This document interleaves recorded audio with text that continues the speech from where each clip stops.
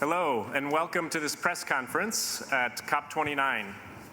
My name is Keith Wingard, and I'm the Strategic Partnerships Manager with Solar Cookers International. I'd like to start by thanking the UNFCCC for hosting these press conference opportunities for us to talk a little bit about our work. And I'd also like to thank the government of Azerbaijan and the people of Azerbaijan for welcoming us to their country for COP29. Today I'll be speaking a little bit about an activity that most of us do every day. However, this activity also has implications related to climate change, health, gender, and the environment. Today, we'll be talking a little bit about cooking. And specifically, we're very excited to be announcing a new collaboration between Solar Cookers International and the United Nations Climate Technology Center and Network, which will be focusing on access to clean cooking using solar cooking in 2 countries, Mali and the Central African Republic. Our speakers today, I'm proud to be, or happy to be joined by, on my right, Mr. Seydou Coulibaly, who is one of our implementing partners in Mali, and my colleague, Dr. Stéphane Villat, who will be helping with translation. And we're hoping to be joined by Mr. Fred Unduri, who's the CTCN chair of the advisory board. He's running a few minutes behind, but we look forward to welcoming him once he is able to arrive. As I mentioned, cooking is an urgent global problem. Estimates by the World Health Organization suggest that there are still approximately 2.1 billion people around the world who rely on polluting fuels and technologies to cook their meals. This typically means cooking over open fires using biomass like wood, charcoal, crop waste, animal waste, and kerosene and other polluting fuels. The climate implications of cooking with these types of fuels, equates to approximately 1 gigaton of carbon dioxide equivalent produced every year. This is roughly on par with the emissions from the aviation industry, or about 2% of global emissions worldwide. This problem, as you might imagine, is particularly severe in places around the world where there is an abundance of sunshine. Sub-Saharan Africa, South Asia, and Southeast Asia are places where often greater than 50%, 70%, and sometimes even over 90% of the population still relies on polluting fuels and technologies to cook their meals. One of the countries where Solar Cookers International will be working in this coming year is the Central African Republic, or the CAR.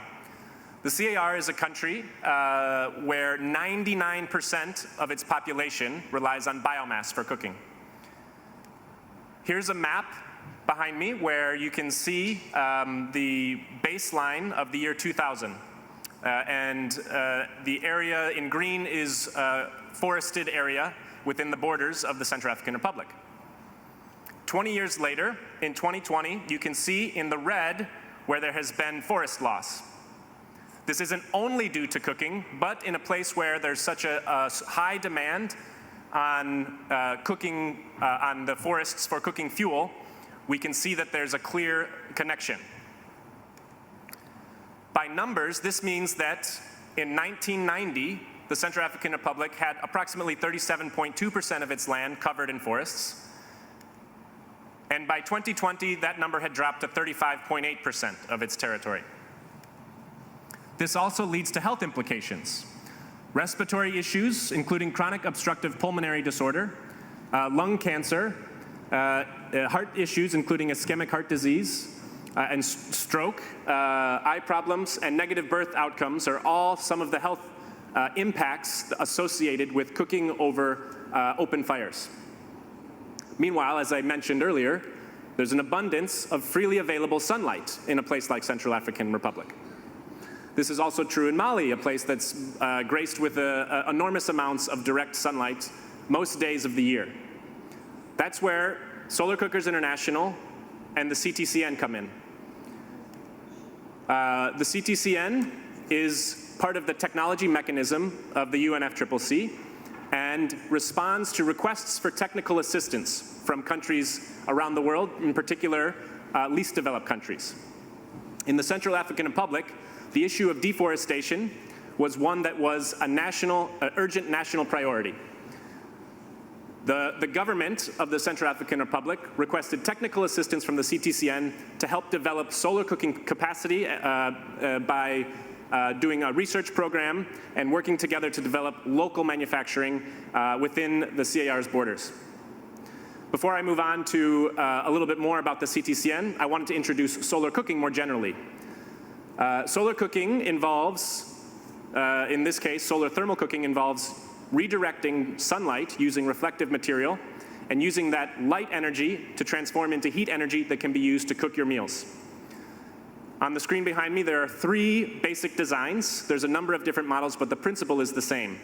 You use this freely available solar energy to create that heat. On the most basic end, there's the reflective panel cookers. In this case, that's a cook-it model, basic cardboard substrate with reflective tinfoil covered on top, and a black pot in the center that absorbs the light and creates the heat for cooking. The center photo is a box oven. Box ovens are similar in that they're what we refer to as passive cooking technologies. You put your box oven out in the sun, point it towards the sun, and on a sunny day, you leave your food inside. The sunlight gets redirected inside of the box oven, and you can cook your meals without having to breathe in smoke from open cooking fires. Finally, on the far side, we have a parabolic reflector dish. Parabolic reflectors concentrate sunlight to the center point and can reach much higher temperatures. Sorry. Okay. The parabolic reflector dish is what we refer to as active cooking. In addition to the 3 models that I've just been talking about, there are other designs known as the Fresnel lens, the Fresnel mirror, and the evacuated tube solar cookers. These are all different types of models that use the same principle, that you can use freely available sunlight to cook your meals. I also want to introduce our organization, Solar Cookers International. Solar Cookers International is a nonprofit organization based in Sacramento, California. We have hundreds of collaborators in over 135 countries, and our mission is to improve human health, economic well-being, women's empowerment, and the environment by promoting climate-friendly solar cooking, in particular in vulnerable populations around the world. As I mentioned, we're excited today to be announcing a new program in collaboration with the United Nations Climate Technology Center and Network. This program will focus on pilot programs in 2 countries, Mali and the Central African Republic. I'd like to briefly introduce the CTCN. The CTCN, or Climate Technology Center and Network, facilitates the connection between countries and climate technology solutions, expediting development and technology transfers for low-carbon and climate-resilient initiatives at the demand of developing countries. Positioned uniquely within the global climate action landscape, the CTCN serves as a vital link between all stakeholders, catalyzing collaborative efforts. It identifies and delivers a diverse portfolio of technology solutions, alongside offering capacity building and tailored advisory services on policy, legal, and regulatory frameworks to meet the specific requirements of individual countries. So as I mentioned, in this case, we're excited to be working with government organizations, in the case of the Central African Republic with the University of Bangui, and in the case of Mali with the local manufacturer that we'll hear more about in a moment.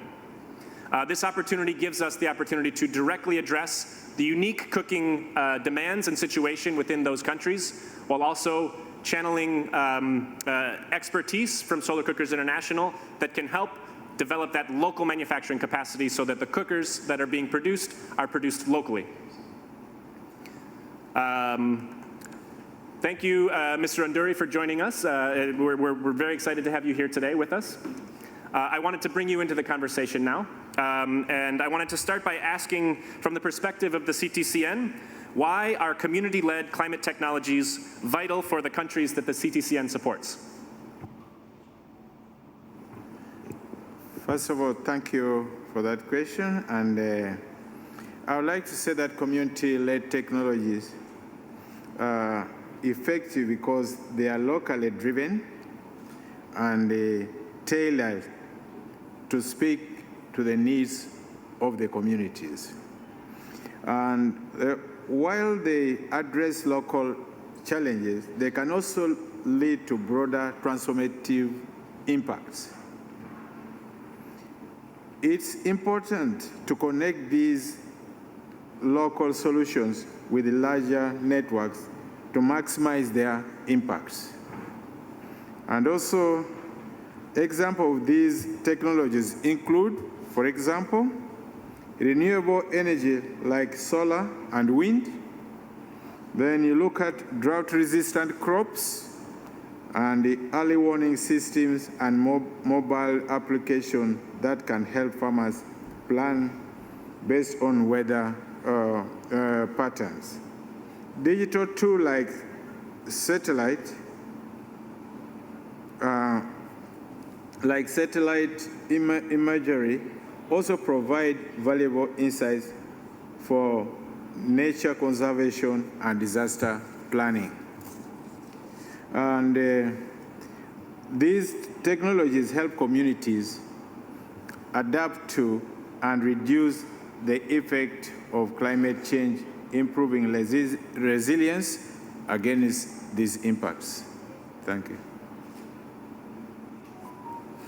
Right, exactly. It's intended to help address the particular issues that community has. And in this case, like I mentioned earlier, clean cooking is a severe and ongoing issue in many of these communities.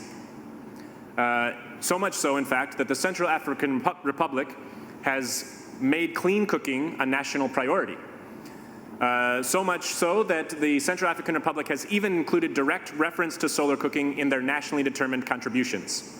These are the plans for countries to move forward and address climate change in their own particular context. The NDC of the Central African Republic states a target of 5% of households equipped with solar cookers by 2025. This was originally written in 2021, and 10% equipped by 2030.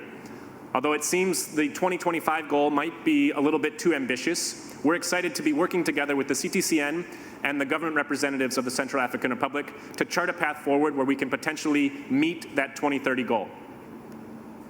In the Central African Republic, we'll be partnering with the Ministry of Environment and Sustainable Development. There'll be 4 pilot communities on the outskirts of Bangui, and we'll have a critical youth role in our program as well. Youth will be involved in data collection, training, and an awareness-raising campaign to help bring communities along to the understanding of how to use and get the most benefit from solar cooking technology. Just a couple months ago, in September 2024, Solar Cookers International worked together with our partners in the Central African Republic to organize an enumerator training event where 20 University of Bangui students were selected and trained. We will also be establishing a youth committee next month to help guide the impact and implementation of the program. And as I mentioned, these youth leaders will be intricately involved in training, awareness raising, and overall community engagement. I'd like to bring Fred back into the conversation now and talk a little bit about one particular focus area of the CTCN. Mr. Nduri, can you tell us about the CTCN's emphasis on the water, food, energy nexus? Why is this a CTCN priority? Yeah, actually, water, energy, and food nexus is one of our key focus in activities that we plan to, which are included in our joint work program. And with a global population expected to reach 9 billion by 2050, it is essential to approach water, energy, and food as interconnected systems in our climate strategies. Climate change is already worsening water scarcity, food insecurity, and energy challenges, especially for vulnerable groups like women and children. The WEF Nexus approach helps us to understand how water, energy, and food are linked, and how policies and technology can improve efficiency and outcomes. For example, we can support countries by using energy to increase crop yields, to improve water efficiency, and to expand food storage. We can also help small farmers access renewable energy for irrigation and develop better water management strategies to ensure food security. Promoting energy efficiency technologies reduces food systems vulnerability, and sustainable practices like conservation agriculture can protect soil and reduce deforestation. By addressing these issues together within the WEF nexus, we can build more resilient and sustainable food systems for the future. Great, thanks for sharing a little bit more about the CTCN's emphasis on this critical aspect of climate change. Thank you. I did mention that there are 2 countries that will be working with the CTCN pilot program, the Central African Republic and in Mali. In Mali, there'll be a similar emphasis on solar cooking, and we'll be partnering with the National Meteorological Agency of Mali, or Mali Meteo. There'll be pilots in both a peri-urban and a rural community to, again, look at the specific needs of specific communities. There might be different food items or different cooking methods that might be used. So that'll be part of what we'll be looking at. And then we'll also be including a strong data collection component to really measure the impact that solar cooking can have. And finally, we'll be developing a roadmap for how to scale solar cooking. We're really excited to be working in Mali because, as opposed to the Central African Republic, where there isn't really a whole lot of solar cooking going on right now, in Mali, we're starting with a little bit of a head start. This pilot program will be working with a local manufacturer in Mali called Togo Tile. And I'm thrilled to be joined on stage here by the director of Togo Tile, Mr. Seydou Koulibaly. Seydou speaks French, so we have my colleague, Dr. Stéphane Vilat, here to help with the translation. But I'd like to bring in Seydou's input as well. So Seydou, can you please introduce yourself, introduce Togo Tile, and tell us why you believe solar cooking is an appropriate technology for communities in Mali?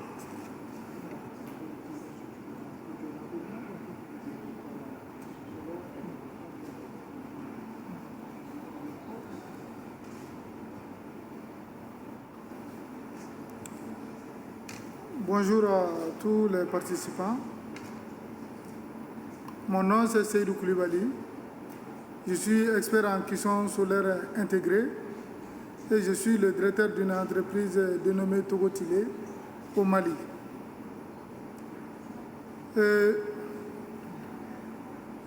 Hello to everyone. Hello to everyone. This is Seydou Koulibaly. He's an expert in integrated solar cooking. He's from Mali, and he's also the director of a company called Togo Tile. And this company has been working in manufacturing solar cookers in Mali. Okay. La cuisson solaire est un secteur qui mérite d'être développé au Mali. So solar cooking is in fact an area that needs to be developed in Mali. Comme nous le savons tous, en Afrique, plus précisément au Mali, les femmes souffrent à la recherche de solutions d'énergie pour la cuisson. As we know it all, unfortunately in Africa, women are the most impacted by the situation. Les enfants qui accompagnent leur maman sont souvent déscolarisés à cause de la recherche du bois. And also the children who have to stay with their moms usually have to skip school because their mom has to go and collect wood in the forest. Le déboisement est en train de frapper mon pays, et ce qui entraîne aussi une diminution de la récolte dans les villages. Deforestation is of a high impact in my country, and unfortunately this is also impacting all the villages around. La cuisson dans la cuisine, les fumées qui se dégagent sont en train de rendre les mamans et les enfants malades. Just looking at the methods that is being used right now in those villages, they are using lots of charcoal and wood for fire, which is impacting the health of the mothers who have to be cooking every day in those kitchens. Si nous résumons ces grandes lignes, nous allons dire tout simplement que l'énergie, la consommation du bois, du charbon est en train de causer la pauvreté aiguë au Mali. If we have to summarize this issue, we will say that the use of charcoal and wood for fire is in fact creating that impoverishment in those communities. Les maladies liées à la cuisson, à la fumée de la cuisine, est en train de jouer sur l'économie du pays. And also we have to take into account the consideration of the health impact issues on those communities. Au Mali, le soleil est là-bas. Et ce soleil est une opportunité. In our country, the sun could be considered as a bank, and that should be an opportunity for everyone in Mali. Des technologies sont disponibles pour transformer, concentrer ces rayons pour faire la cuisson à la place du bois et du charbon. Today, this technology is available to enable us to use the sun instead of charcoal or wood for fire. Ces technologies sont en train d'être développées par des entreprises et des organisations comme Solar Cooker International, d'où la relation entre Togo Tilé et Solar Cooker International. These technologies are being developed every day, by companies like Solar Cooker Internationals, who we are proud today to be a partner of. Nous restons convaincus qu'à la suite du projet qui nous lie actuellement, que les femmes, les enfants seront protégés contre les maladies liées à la fumée. We are convinced today that this project that we are leading in on communities will lead to the benefit of the women and the children of those communities. La cuisson solaire va donner du temps aux enfants d'aller à l'école. Solar cooking will give kids and children more time to go to school. Et nos communautés attendent impatiemment l'élargissement de l'intervention des SCI sur les autres territoires du pays. And our communities are waiting for those activities to be scaled up at a level that will benefit the most in this country. Je reste convaincu qu'ensemble nous irons très loin et nous allons contribuer pour le développement du Mali, dont les femmes et les enfants souffrent aujourd'hui à cause de l'absence du bois et du charbon. I am convinced that this collaboration will take us further in the future, and all of this to the benefit of women and children who are again suffering from the use of charcoal and wood for fire in this country. Je vous remercie. Thank you very much. Thank you, Seydou, and thanks, Stefan, as well, for your help with the translations and helping us all get a better sense of the cooking situation in Mali. And that's really what we're trying to understand and then address, right? We hear a lot at COP29, previous COPs as well, we hear a lot about the energy transition and even the just energy transition. At Solar Cookers International, we believe that doesn't just mean identifying ways to generate enough electricity for countries on a wide macro scale. That also means developing capacity for households to have the energy they need to do their daily tasks. So this is not from Mali or Central African Republic. This is from another program in Kenya that we've been working on. But this is part of what that could look like, right? We're moving away from reliance on traditional biomass cooking methods and towards a renewable energy future where solar cooking, solar energy, can help address the demand for clean cooking in places like Kenya, Central African Republic, and Mali. So I just want to finish by saying there are ways that you can engage with SCI. You can access SCI's resources online. SCI has the world's largest database of solar cooking information, which we refer to as the Solar Cooking Wiki. You can also connect with our collaborators. We have on our Solar Cooking Wiki, we list projects that are ongoing around the world that have some sort of solar cooking component. Feel free to also look into joining the SCI Association and sign up for more information, where we send out emails about solar cooking opportunities around the world. And for those policymakers that are here at COP29, we encourage you to include solar cooking in your work and/or your country's nationally determined contributions as well.